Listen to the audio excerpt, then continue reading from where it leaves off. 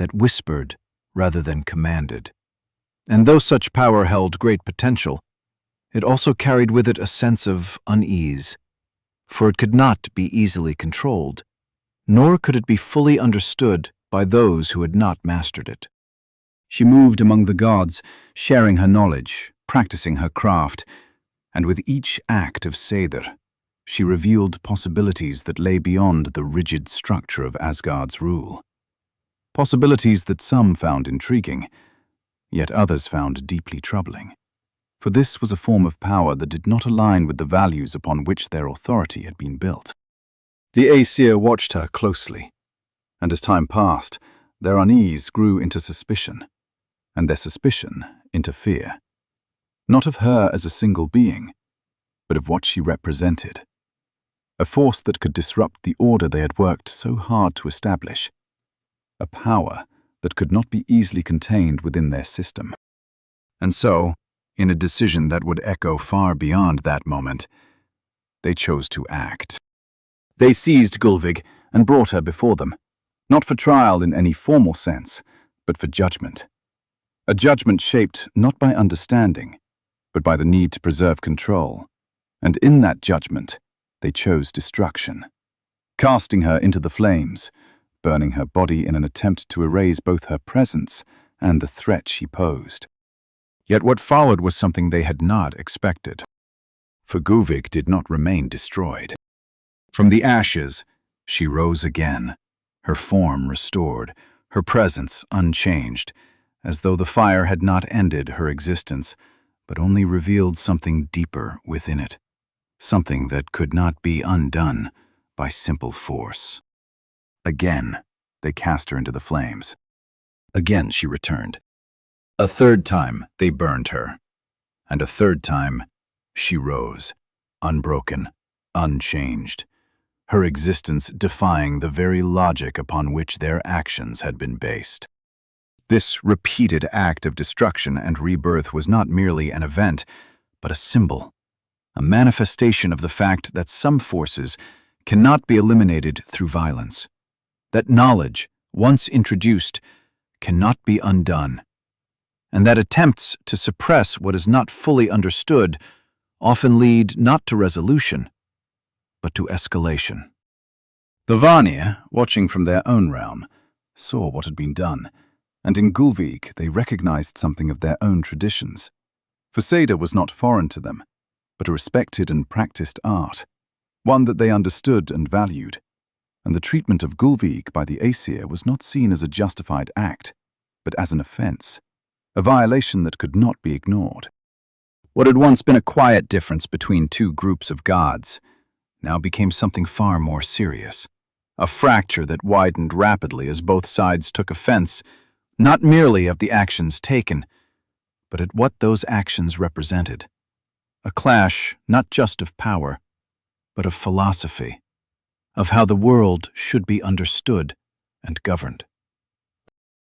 And so, the first war among the gods began. It was not a war born of conquest or expansion, but of ideology, of conflicting beliefs about the nature of power and control. And as it spread across the realms, it carried with it a force unlike any conflict that had come before.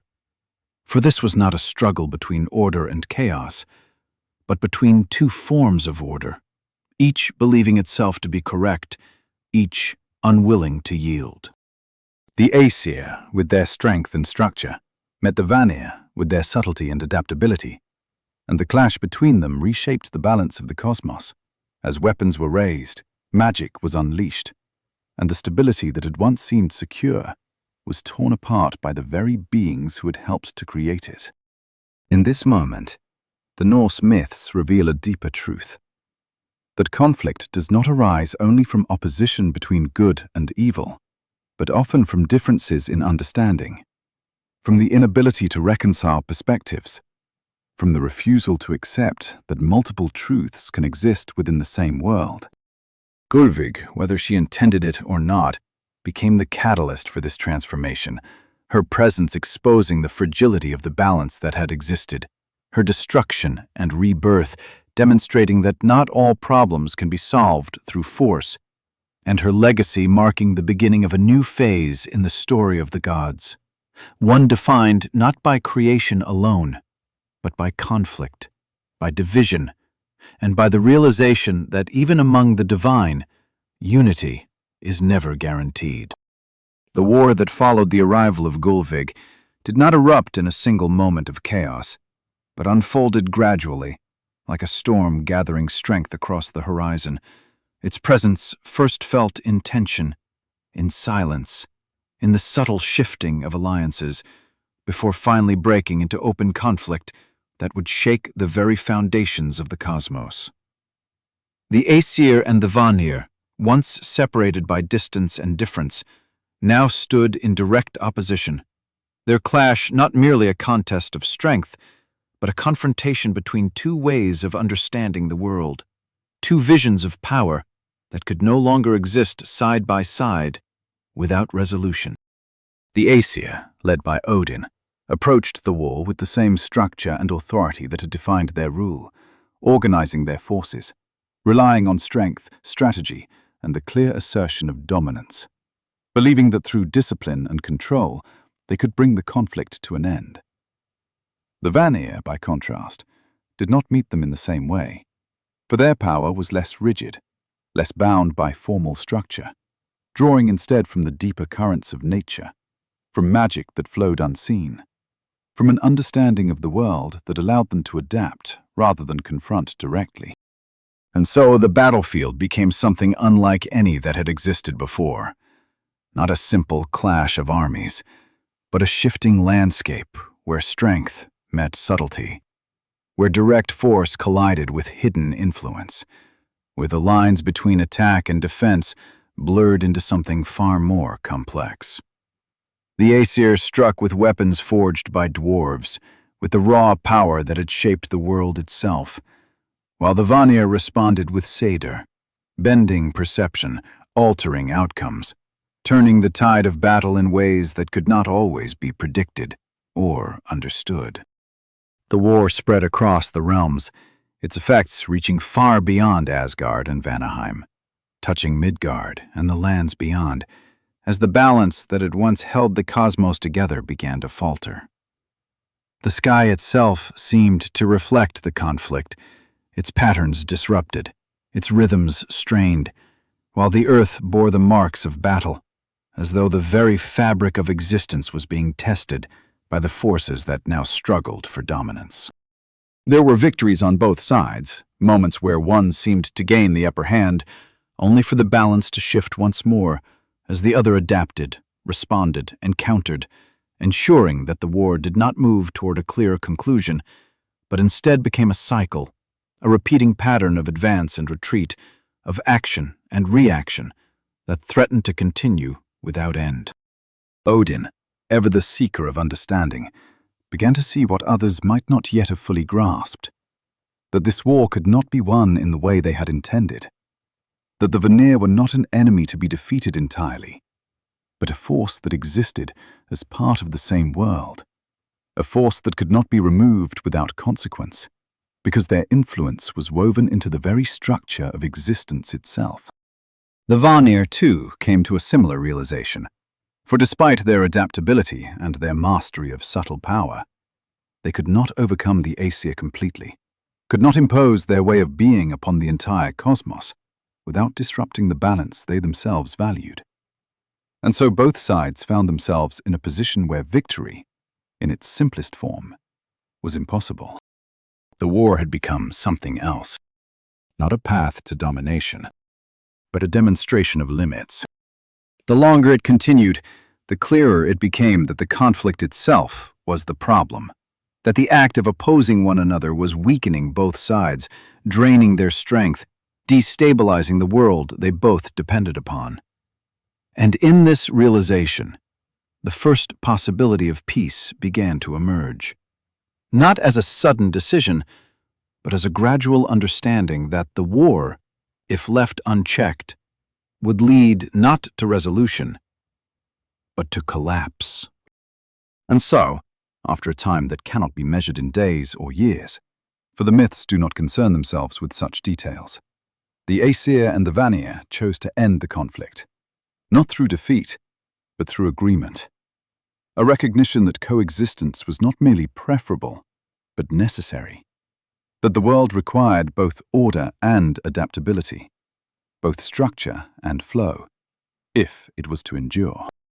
The peace that followed was not a simple truce, but a deliberate act of unification, marked by a ritual that symbolized the merging of two opposing forces into one shared future.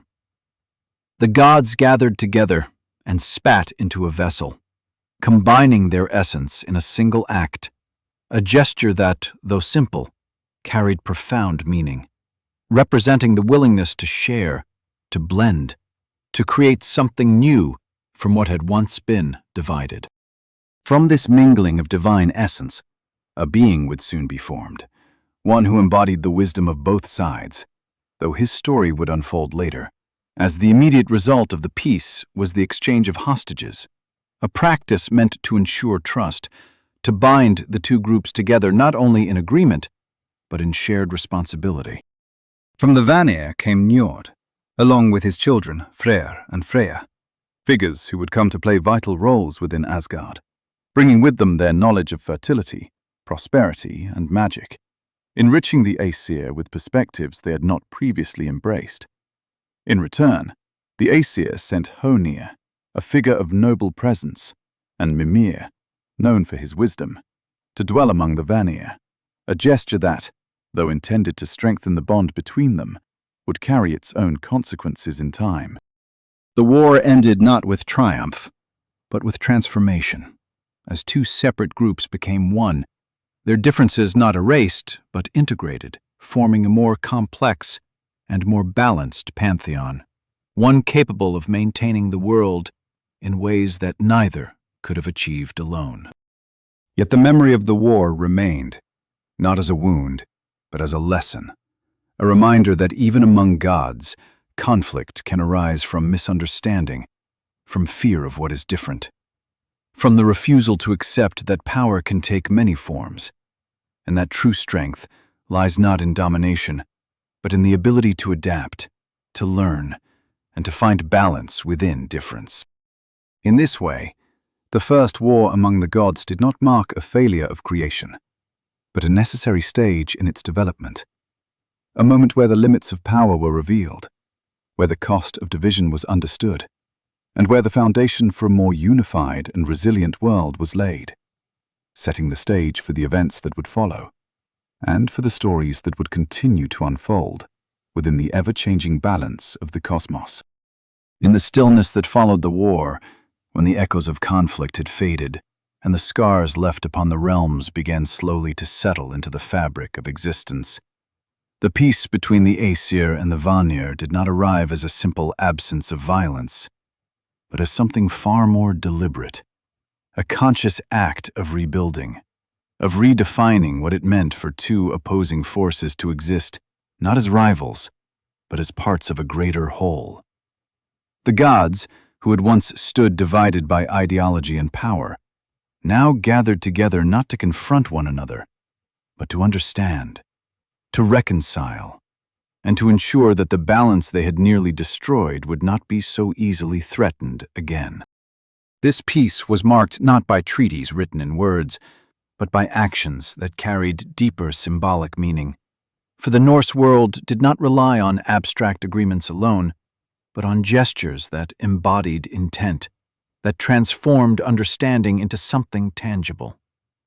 And so, the gods of both sides came together and spat into a single vessel, a simple act, yet one filled with significance. For within that vessel was gathered the essence of both the Aesir and the Vanir, a merging of their power, their identity, their very being, into a single shared substance that could not be easily divided again. From this mingling of divine essence, they chose not to discard what had been created, but to shape it into something new, something that would stand as a living symbol of their unity. And from that decision emerged Kvasir, a being unlike any other, born not of a single lineage, but of many, carrying within him the combined wisdom, knowledge, and experience of both pantheons. He was not a warrior, nor a ruler, but something far more unique. A figure whose purpose was not to command, but to understand, to speak, and to share. Kvasir moved freely among the gods and the realms, his presence marked by a depth of knowledge that seemed almost limitless. For there was no question he could not answer, no mystery he could not explain, as though the very act of his creation had gathered within him all that the gods knew, and all that they had learned through conflict. He spoke not with authority, but with clarity, offering insight that bridged differences, that illuminated truths that might otherwise have remained hidden. And in doing so, he became more than a symbol of peace. He became its embodiment. Where the war had revealed the dangers of division, Kvasir represented the strength of unity, the idea that knowledge shared is more powerful than knowledge guarded, and that understanding can achieve what force alone cannot. He traveled across the 9 realms, bringing with him the wisdom of the gods, speaking to those who would listen, answering questions not only about the nature of the world, but about the deeper meanings that lay beneath it, the connections between events, the patterns that shaped existence.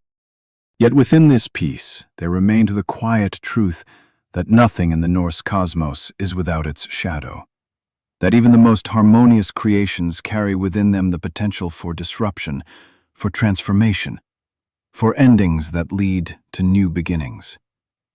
Kvasir, though born of unity, was not destined to remain untouched by the darker aspects of the world. For knowledge itself, while powerful, is also vulnerable, and those who possess it often become targets for those who seek to claim it for themselves. Far from the halls of the gods, deep within the hidden places of the world, there lived 2 dwarves, Vyala and Gala, beings of skill and cunning, whose minds were sharp and whose ambitions were not limited by the moral boundaries that guided others. They heard of Kvasir, of his wisdom, of the knowledge he carried within him, and they saw not a being to be respected, but an opportunity, a source of power that could be taken, transformed, and used for their own purposes. They invited Kvasir to their dwelling, welcoming him with the appearance of hospitality. Yet beneath that invitation lay a different intention, one that would soon reveal itself in an act that would echo through the stories of gods and men alike. For when Kvasir arrived, trusting in the openness that had defined his existence, they did not seek to learn from him, nor to share in his wisdom, but to claim it entirely. They killed him. The act was not driven by hatred, nor by necessity, but by desire, by the belief that knowledge could be possessed, that it could be contained, that it could be transformed into something that served only those who held it.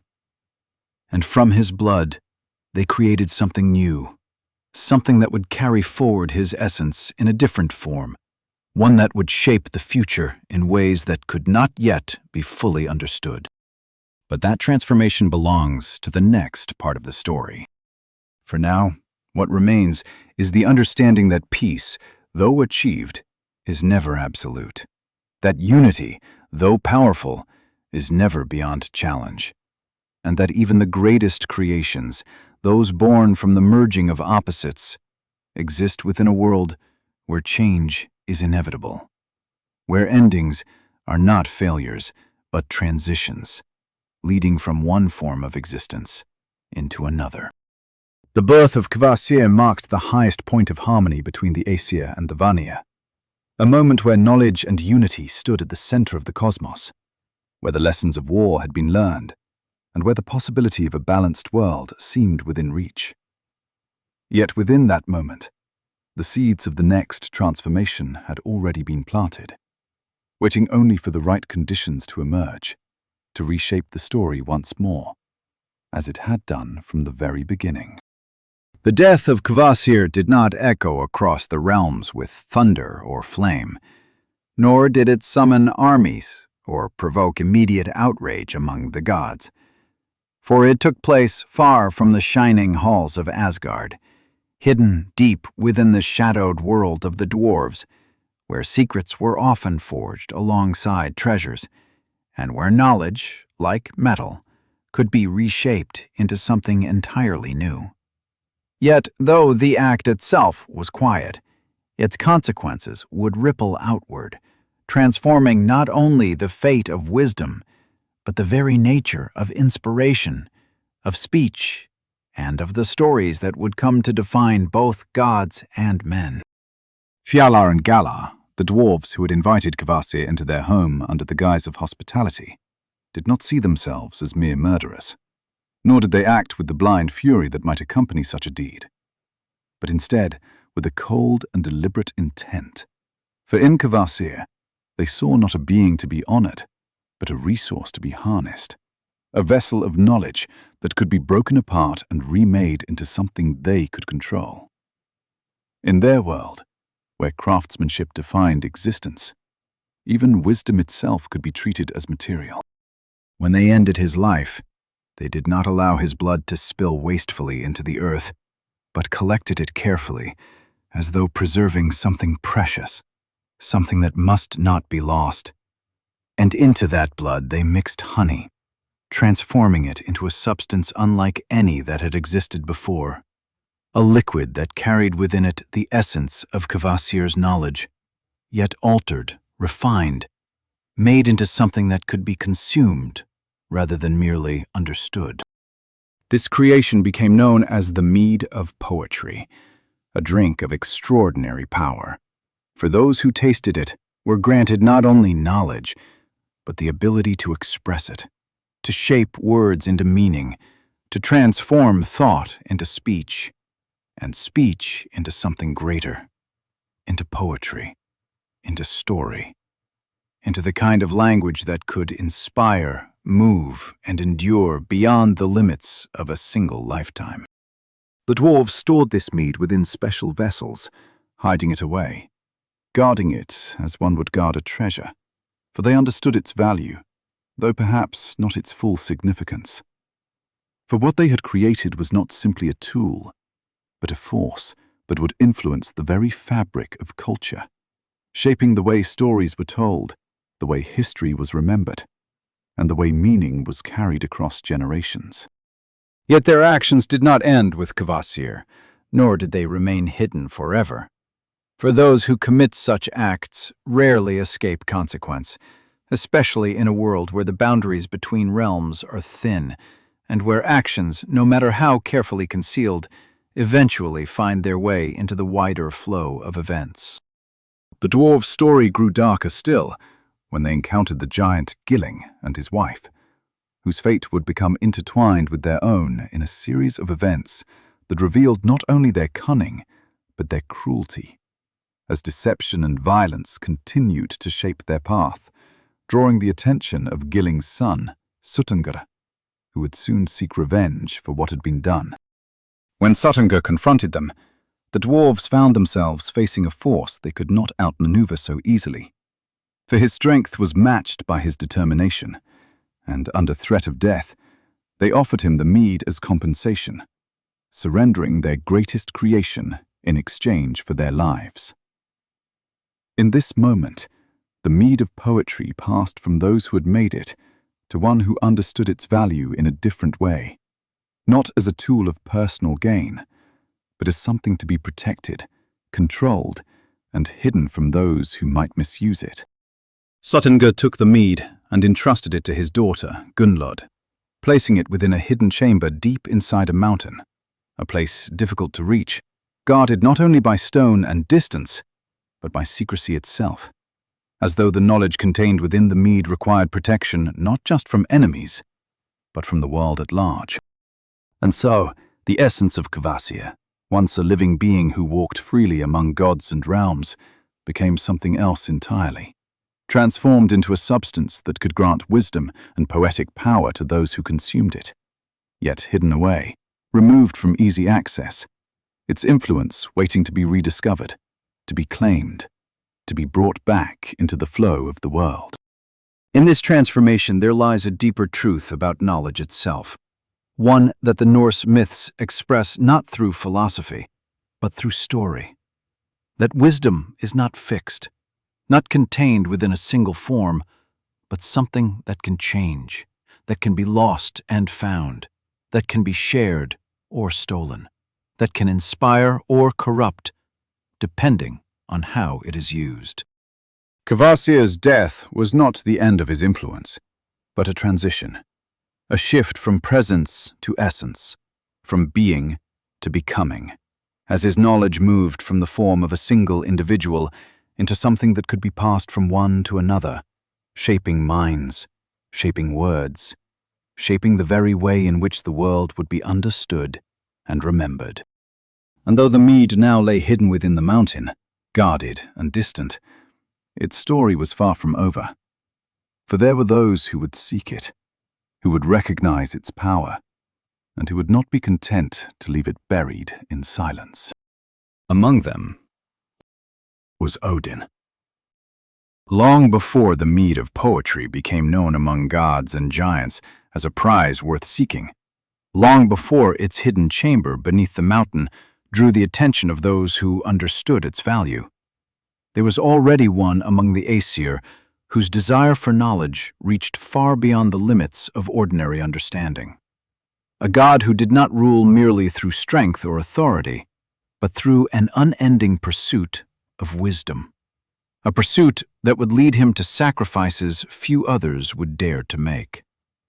That god was Odin, the All-Father, whose gaze extended beyond the visible world and into the deeper currents of fate, memory, and meaning. Odin's hunger for knowledge was not born of curiosity alone, but of necessity. For he understood, perhaps more clearly than any other being, that the world they had created was not permanent, that beneath its structure lay forces that would one day rise again, that time itself carried within it the promise of an end, and that only through understanding could he hope to prepare for what was to come.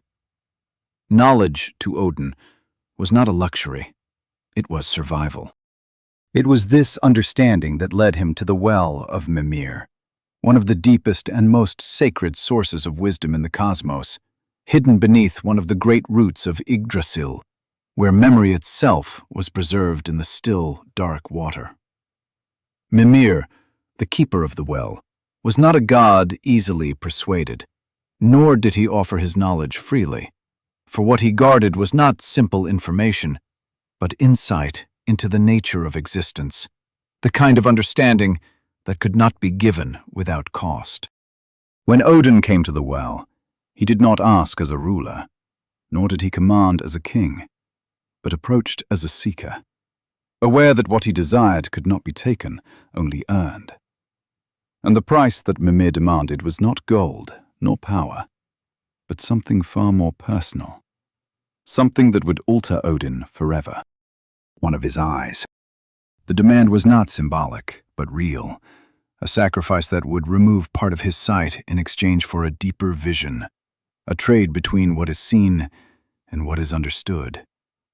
And Odin, without hesitation, accepted, for he knew that the loss of one form of sight would grant him another, one that would allow him to perceive the hidden patterns of the world, the connections between events, the truths that lay beneath the surface of reality. He placed his eye within the well, leaving it there as both payment and presence, a part of himself that would remain forever within the depths of knowledge, and in return, he drank from the water, taking into himself the wisdom that Mimir guarded, a wisdom that did not come in simple answers, but in understanding, in awareness, in the ability to see beyond the immediate and into the inevitable. Yet even this was not enough. For Odin's pursuit of knowledge did not end with what could be gained from others, nor with what could be traded through sacrifice, because there existed a form of understanding that could not be given, that could not be taught, that could only be discovered through direct experience, through suffering, through transformation. And so Odin turned to Yggdrasil itself. The great tree which connected all realms and held within it the structure of existence was not merely a place of gathering or observation, but a source of deeper truths.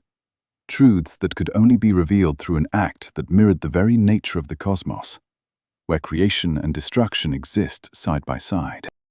Odin chose to hang himself upon the tree, not as punishment, not as defeat, but as sacrifice.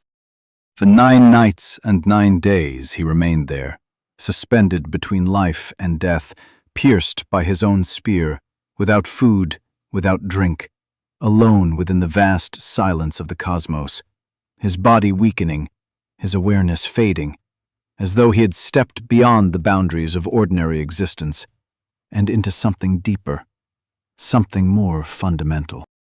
This was not an act of despair, but of purpose, for Odin understood that in order to gain the knowledge he sought, he would have to give something of equal value, to experience loss, to endure suffering, to cross the threshold between what is known and what is hidden.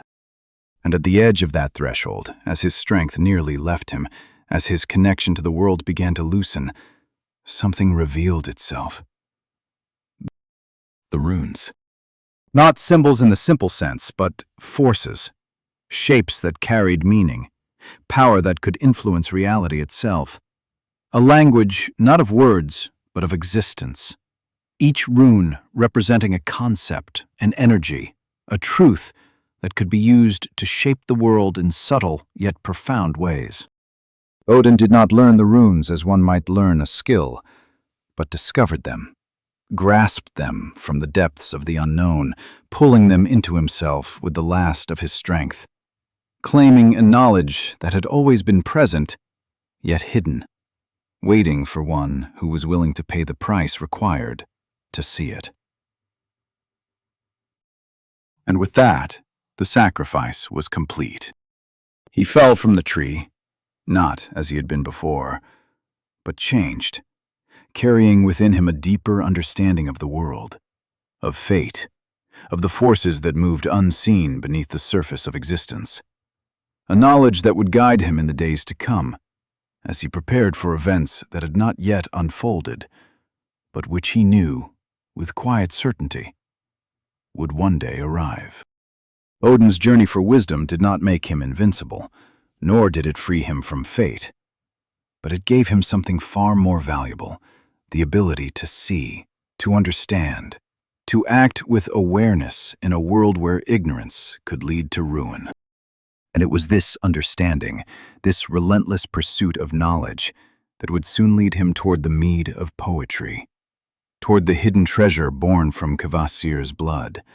For Odin, who had already sacrificed so much, would not ignore the existence of a power that could shape words, thought, and meaning itself. Because to control the story is to shape the world.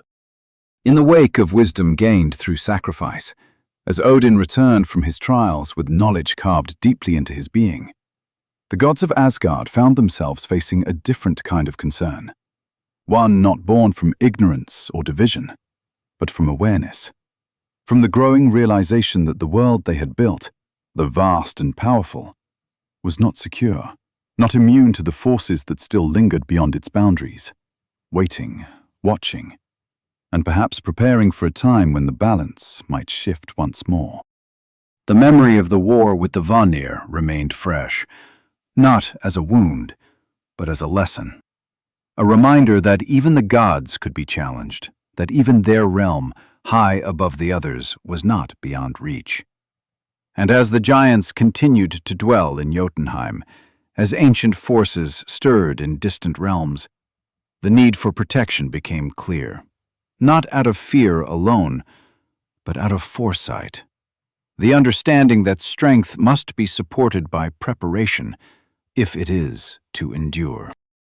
And so, the gods resolved to fortify Asgard, to build walls strong enough to withstand any assault, barriers that would separate their realm from those who might seek to challenge their authority. Yet, even for beings as powerful as the Aesir, such a task was not simple, for the scale required was immense. the work beyond what they could easily accomplish on their own.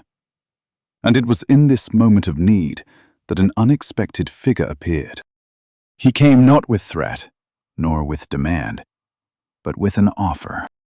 A builder, unknown, his presence calm, his voice measured, who claimed that he could construct a wall around Asgard, one so strong that no giant could ever break it, one that would stand against any force that might rise against them. And he offered to complete this work within a single winter, a promise that seemed impossible, yet was spoken with a confidence that could not be easily dismissed. He demanded Freya, the goddess of beauty and fertility, along with the sun and the moon themselves. The request was outrageous, unthinkable, a price far too high, for to give away Freya would be to lose one of their most cherished beings, and to surrender the sun and the moon would be to disrupt the very structure of time and existence that they had worked so carefully to establish. The gods recoiled from the offer, ready to refuse it outright.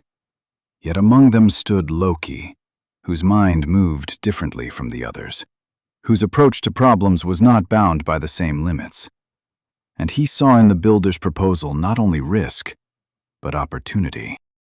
Loki suggested that they accept the offer, but with conditions that would make the task nearly impossible, ensuring that the builder would fail and that they would lose nothing in return.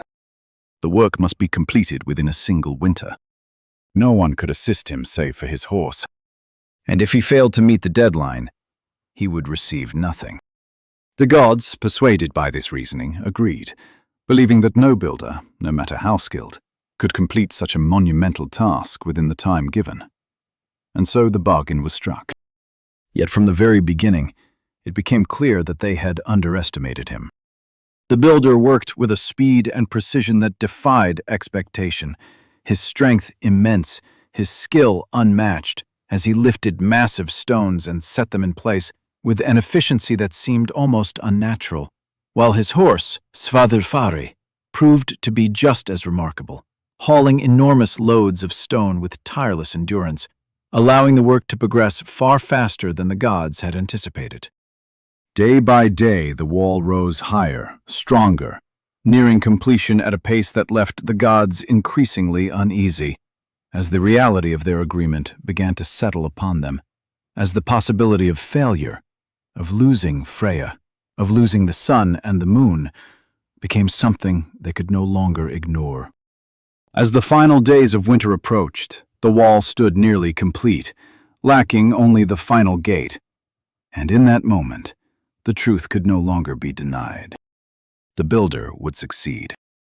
Panic spread among the gods, not as chaos, but as urgency, as they turned to Loki, whose suggestion had led them into this situation, demanding that he find a solution, that he undo what had been set in motion before it reached its conclusion. And Loki, ever adaptable, ever willing to act where others hesitated, devised a plan. On the final night before the deadline, as the builder and his horse worked tirelessly to complete the last of the wall, Loki transformed himself into a mare, slipping into the darkness and drawing close to Svaðilfari, whose strength had been essential to the progress of the work. With careful movement and subtle intent, Loki lured the horse away, leading it into the forest, away from the builder, disrupting the flow of work at the most critical moment, ensuring that without his powerful companion, the builder could not complete the task in time. The night passed.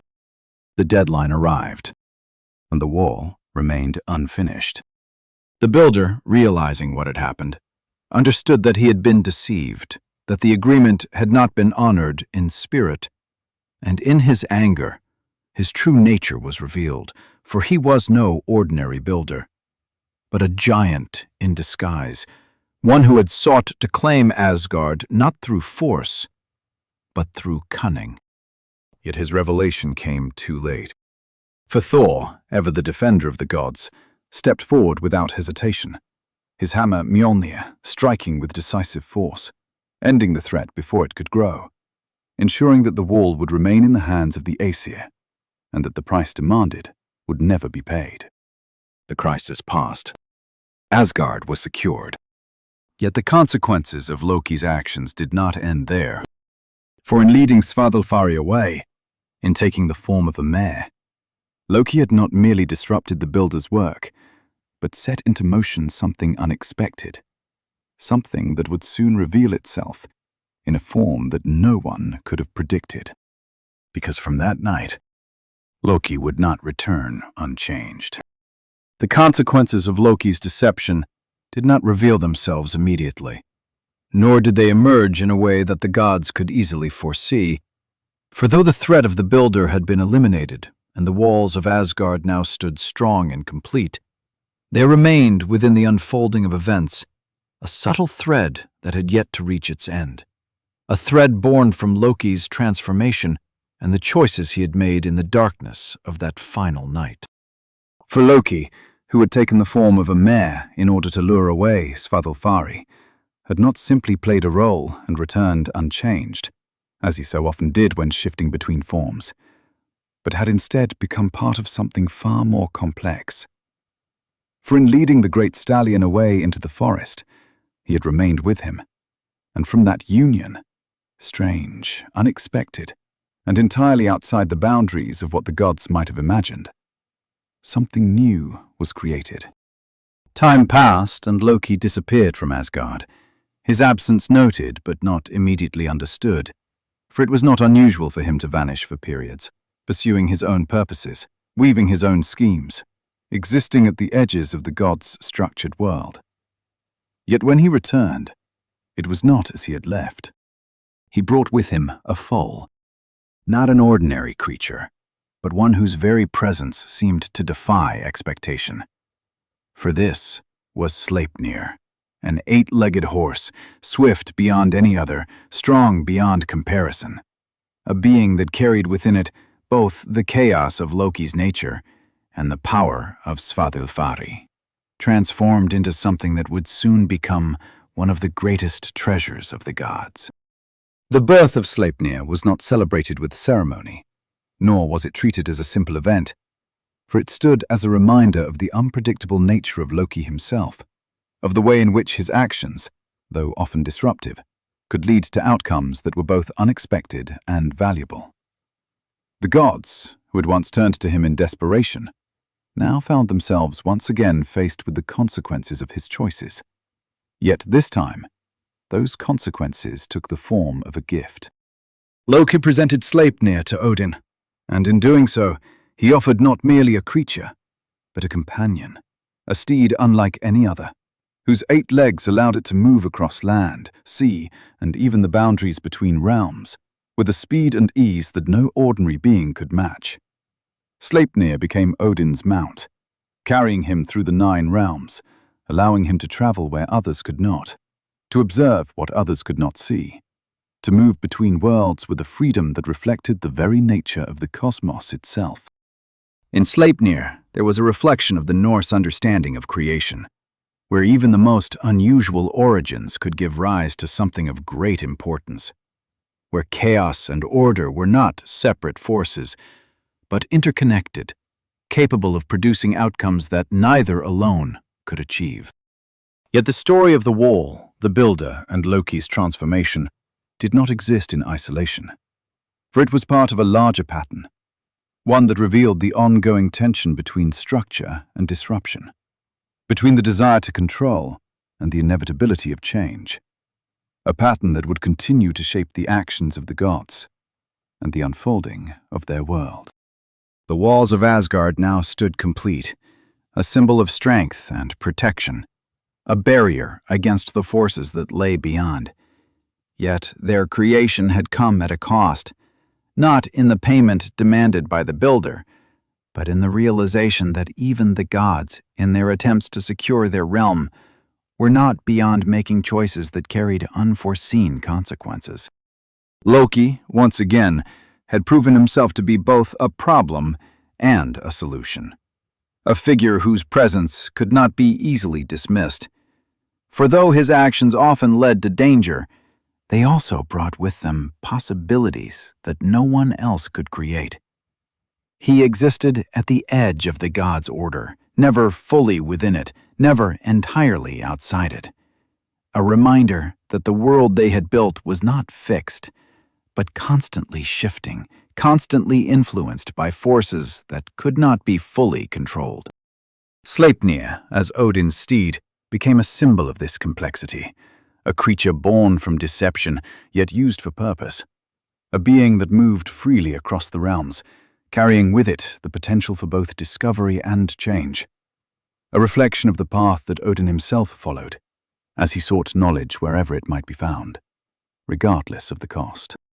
And so the story of Loki's trick did not end with the fall of the builder, nor with the completion of the wall, but continued in the form of Sleipnir, a living reminder that even in a world shaped by gods, the unexpected will always find a way to emerge, that creation does not follow a single path, and that the line between chaos and order is not a boundary, but a space where something entirely new can be born. Though the walls of Asgard now stood firm, and the realm of the gods appeared more secure than it had ever been, the sense of stability that followed was not one of complete peace.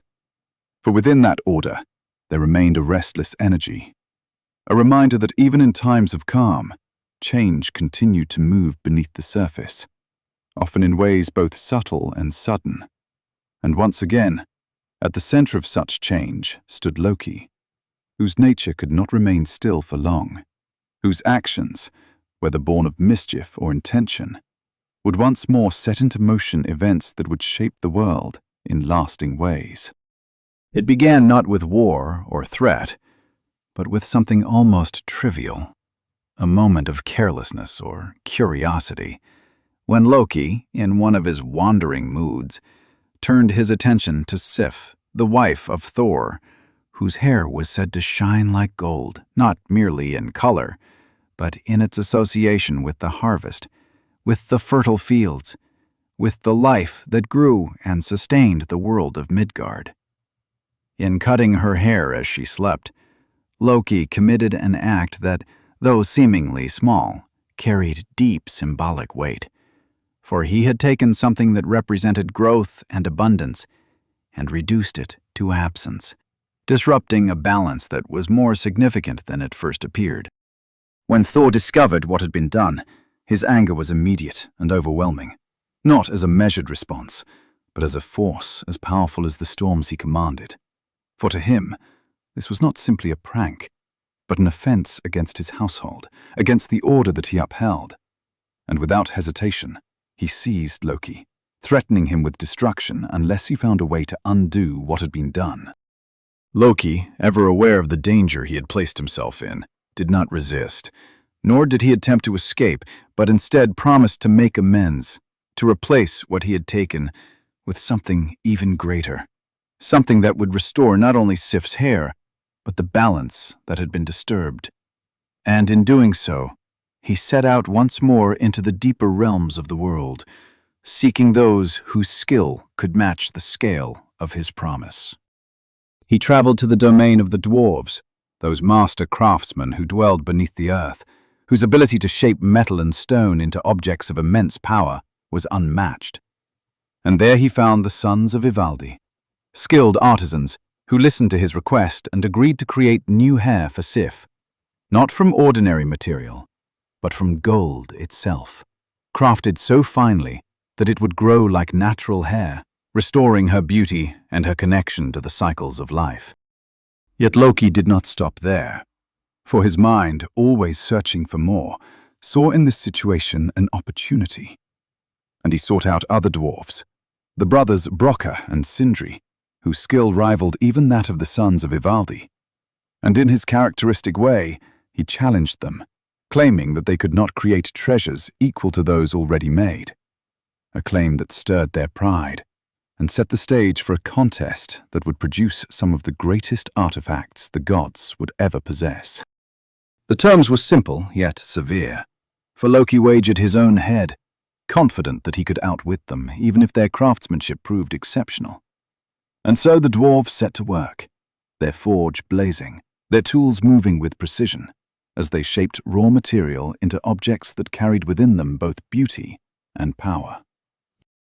From their work came treasures of remarkable quality. A golden ring, known as Dreamoria, which possessed the ability to replicate itself, producing new rings at regular intervals, a symbol not only of wealth, but of continuity and renewal. A spear called Gungnir, perfectly balanced, unerring in its aim, which would later belong to Odin, embodying both precision and authority. And a ship named Skidbladnir, crafted in such a way that it could be folded and carried, yet, when unfolded, would always find favorable winds. A vessel of both practicality and wonder. But their greatest creation, forged under the most difficult conditions, came in the form of a hammer, a weapon unlike any other, known as Mjolnir, destined for Thor himself, a tool of immense power, capable of leveling mountains, of summoning storms, of returning to its wielder's hand no matter how far it was thrown. It was not without flaw, for in the process of its creation, Loki, unable to resist interfering, transformed himself into a fly and bit Broker, causing a slight imperfection in the hammer's handle, making it shorter than intended. Yet, even with this flaw, Mjolnir remained one of the most formidable weapons in all the realms. When the treasures were brought before the gods, their value was immediately recognized, not only for their craftsmanship, but for what they represented. For each object carried within it a reflection of the forces that shaped the world: strength, wisdom, abundance, movement, continuity, and the ability to act. Loki, as always, attempted to escape the consequences of his wager, arguing that while he had offered his head, he had not offered his neck, seeking once more to twist words into advantage. Yet the dwarves, though outwitted in part, did not leave him entirely unpunished, sewing his lips shut as a reminder that even his cunning had limits, that even he could not always speak his way free. In the end, the treasures remained with the gods, becoming essential tools in maintaining the balance of the cosmos, reinforcing their strength, their authority, and their ability to respond to the challenges that would inevitably arise.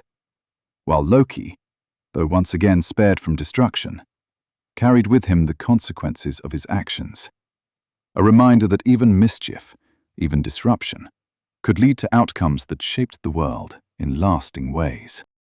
Through this story, the Norse myths reveal once more that creation often arises from conflict, that even acts of destruction can lead to renewal, and that within a world defined by constant change, the line between mistake and transformation is never as clear as it might seem. In the aftermath of these events, as the treasures of the gods found their rightful places, and the echoes of Loki's mischief settled once more into the rhythm of existence, a deeper transformation began to take shape within the structure of the cosmos. Not one defined by a single act or a single moment, but by the gradual alignment of forces that had, until now, moved in tension with one another. The world, once shaped from chaos, then tested by conflict, and refined through experience, began to reveal a more complex understanding of power, one that extended beyond strength alone and into the realms of responsibility, balance, and consequence. The artifacts forged by the dwarves were not merely tools, nor were they symbols of status or wealth, but extensions of the gods themselves, reflections of their roles within the greater structure of existence. Mjolnir, in Thor's hand, was not simply a weapon of destruction, but a force of protection, used to defend Asgard and Midgard alike from threats that sought to disrupt the fragile order of the world. Its power lay not only in its ability to strike, but in its ability to return, to restore, to maintain continuity. A reminder that true strength is not in what is destroyed, but in what is preserved. Gungnir, held by Odin, embodied a different aspect of power, one rooted in precision and inevitability. for it never missed its mark, just as Odin himself sought never to act without understanding. His authority not based solely on force, but on knowledge, on foresight, on the ability to see beyond the immediate and into the unfolding patterns of fate. In his hand, the spear became more than a weapon. It became a symbol of decision, of the moment when thought becomes action, when possibility becomes reality. The ring Dreamoria, with its endless replication, spoke to the nature of continuity, of cycles that extend beyond a single moment, of wealth not as accumulation, but as renewal, as the ability for something to give rise to more of itself, echoing the cycles of life, death, and rebirth that defined the Norse understanding of existence.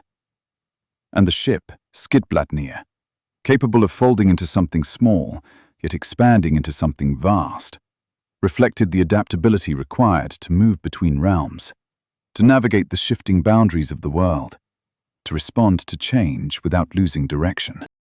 Together, these artifacts formed a network of meaning, a system through which the gods could act not as isolated beings, but as parts of a larger whole, each fulfilling a role that contributed to the stability of the cosmos.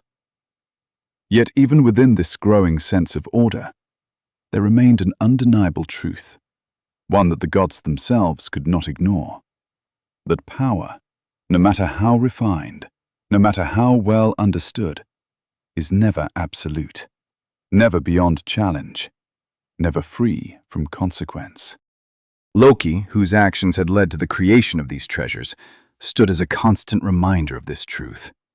For though his mischief often brought disruption, it also revealed the limitations of the gods' control, the ways in which even the most carefully constructed systems could be altered by a single unpredictable element.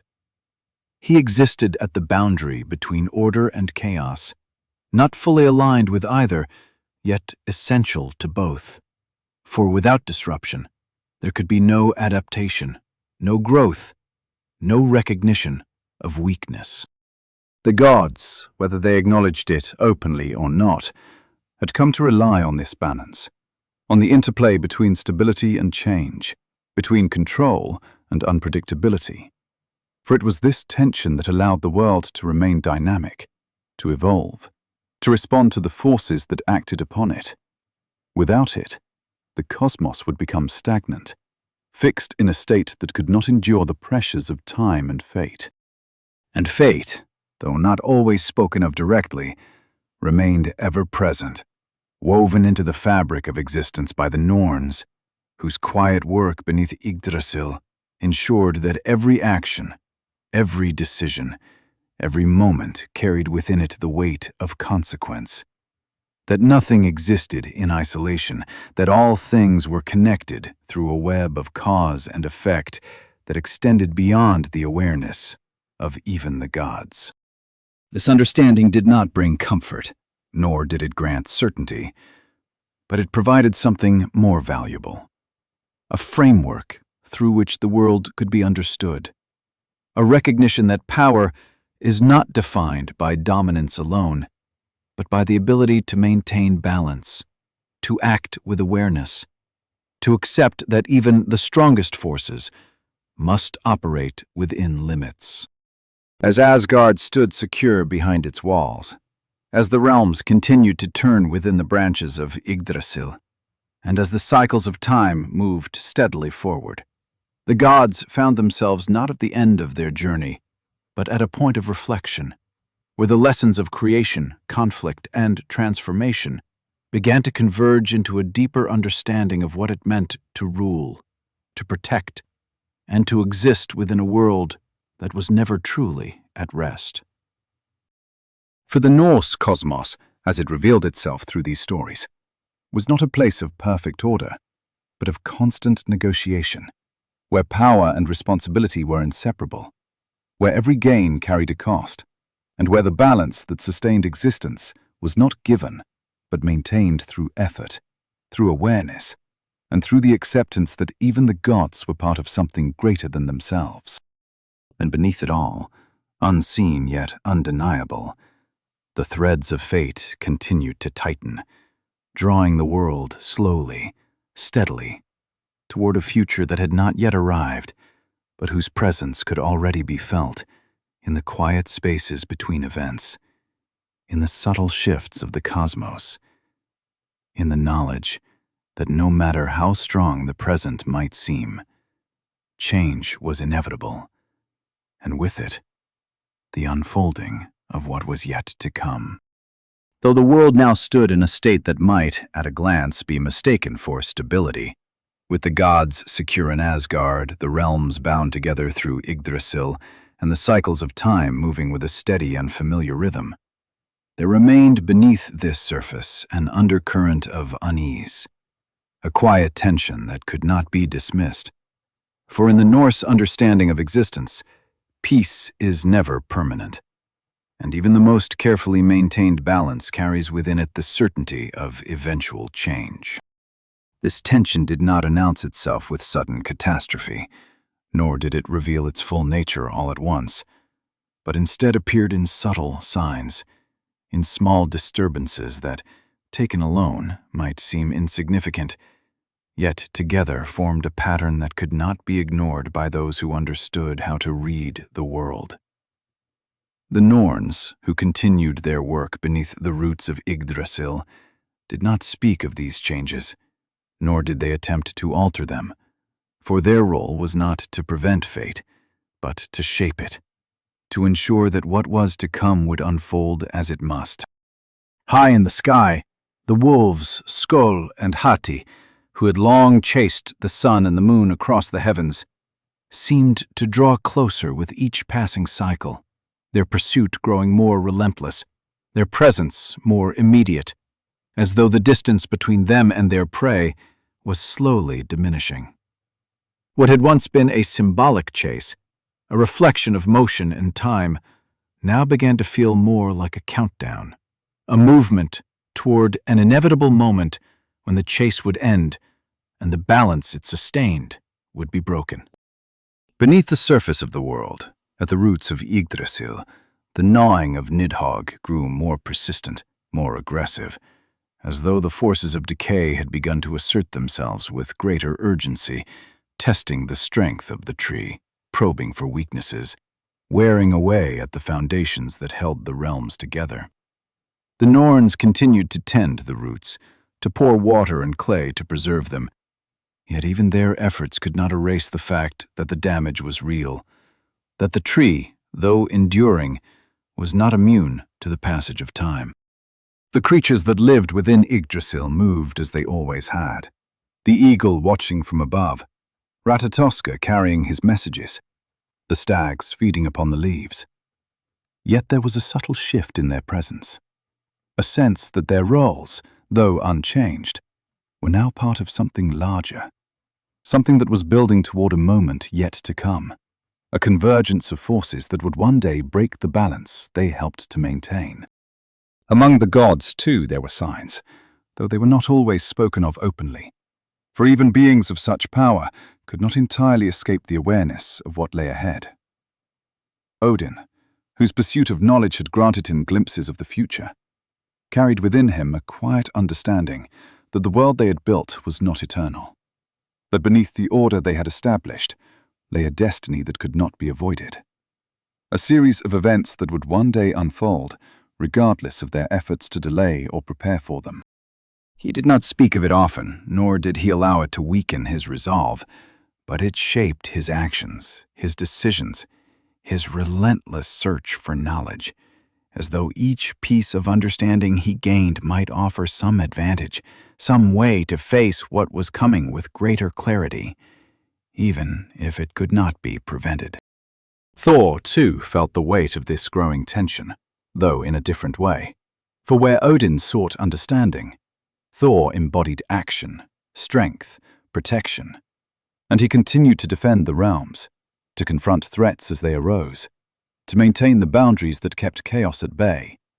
Yet even his power could not entirely silence the sense that the forces he fought were not isolated, but part of a larger pattern, one that extended beyond any single battle. Loki, ever the figure at the edge of order, seemed to move with a different awareness altogether. his actions becoming more unpredictable, more difficult to interpret, as though he too sensed the shifting balance, yet responded to it not with preparation or resistance, but with a kind of restless energy, a movement that hinted at changes yet to come, changes that would not align with the structure the gods had built. In Midgard, humanity continued to live within the cycles of time, often unaware of the larger forces at play. Yet, even there, subtle signs appeared. Harsher winters, shifting seasons, moments where the natural order seemed to falter, as though the world itself was beginning to feel the pressure of something approaching.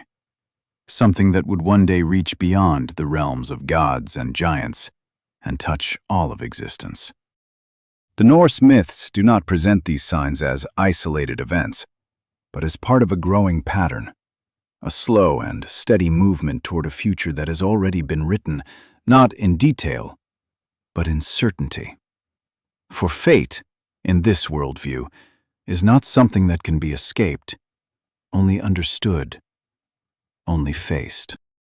This growing tension is not a failure of the gods, nor a flaw in the world they created, but a fundamental aspect of existence itself. A recognition that all things, no matter how strong, no matter how carefully constructed, are subject to change, to decline, to transformation, and that even the greatest structures must one day face their end. Yet within this inevitability, there is also meaning. For the approach of fate does not render actions meaningless, but gives them weight, gives them purpose. For to act in a world that will one day end is to act with awareness, to choose what kind of legacy will remain, what stories will be told, what values will endure, even as the world itself changes. And so, as the signs continued to gather, as the tension grew, as the threads of fate tightened around the cosmos, the world moved forward, not in ignorance, but in quiet anticipation, toward a moment that had been present from the very beginning, waiting patiently, inevitably, for the time when it would finally arrive.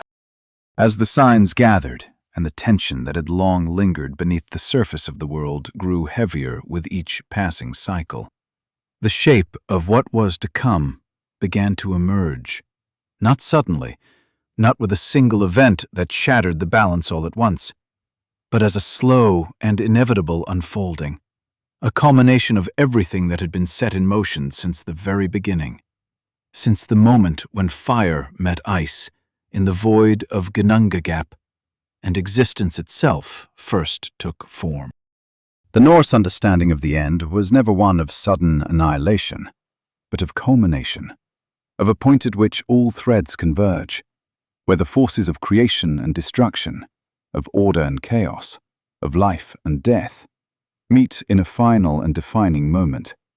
And this culmination was known as Ragnarok, the fate of the gods, a destiny not hidden or uncertain, but known, anticipated, woven into the very structure of the cosmos.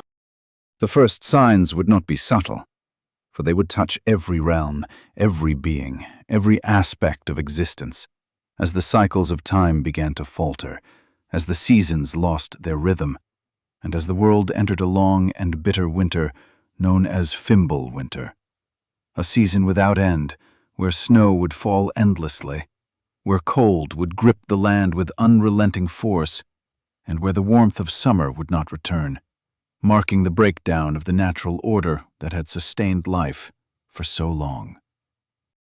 In Midgard, humanity would feel the weight of this change most deeply, as survival became uncertain, as the bonds between people weakened, and as conflict arose not from ambition, but from desperation, as the structures of society began to collapse under the pressure of a world that no longer followed the patterns upon which it had been built.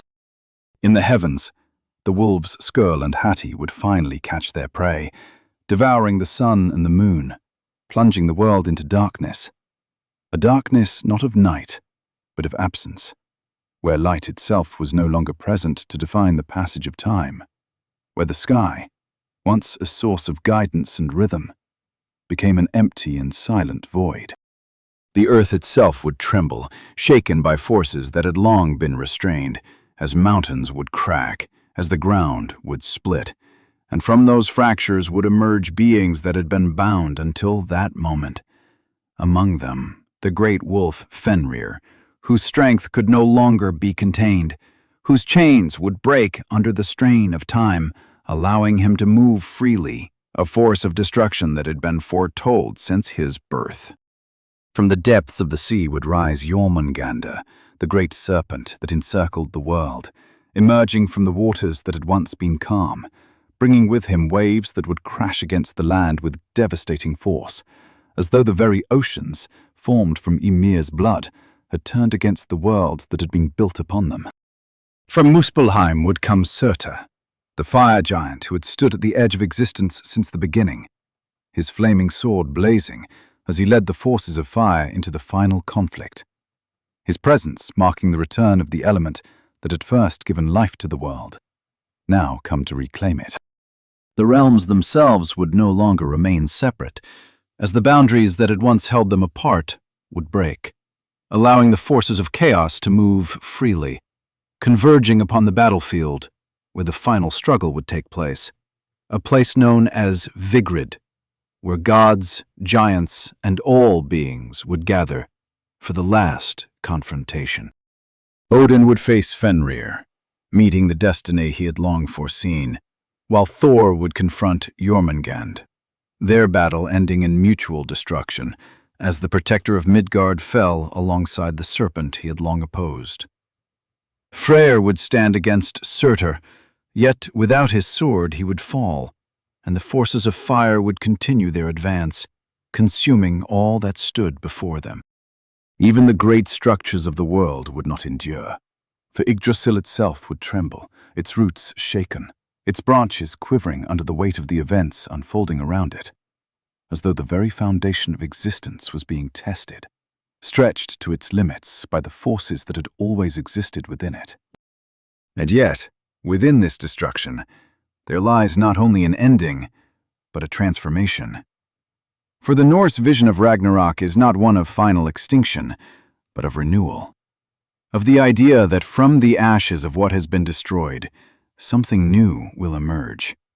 Something shaped not by the absence of the past, but by its memory. For after the fires have burned, after the waters have settled, after the chaos has passed, the world will rise again, green and renewed, as though reborn from the very forces that once threatened to end it. A new sun will appear in the sky, carried forward by the daughter of the one that was lost, continuing the cycle of light and time. Some of the gods will survive, returning to the world not as they were before, but as part of a new beginning, carrying with them the knowledge of what has passed, the memory of what has been lost, and the understanding of what must be preserved. Even humanity will continue, for two figures, hidden away during the chaos, will emerge to repopulate the world, ensuring that life, though changed, will not end, but begin again, shaped by the lessons of the past. In this final vision, the Norse myths reveal their deepest truth, that existence is not defined by permanence, but by cycles, by the constant movement from creation to destruction and back again, that endings are not failures, but necessary transformations, and that within every conclusion lies the seed of a new beginning. Ragnarok is not merely the end of the world. It is the fulfillment of its purpose. And in that fulfillment, the story does not truly end. It begins again.